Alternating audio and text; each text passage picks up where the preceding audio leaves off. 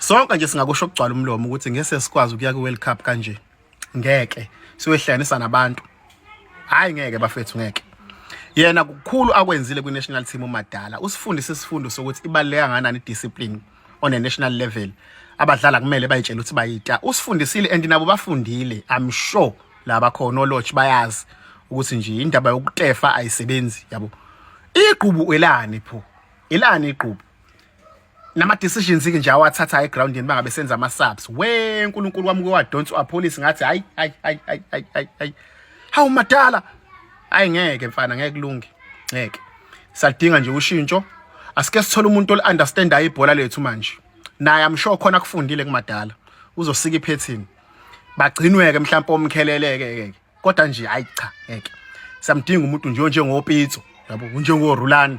Yabo bafakwe lapha abantu aba-understand ibhola lethu awu ngeke.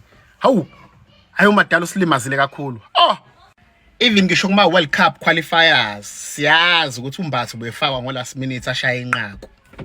Ugolozelwani ke manje naye kumbatha ke. Cha ngeke udlalile ngathi. Udlalile ngathi ngeke.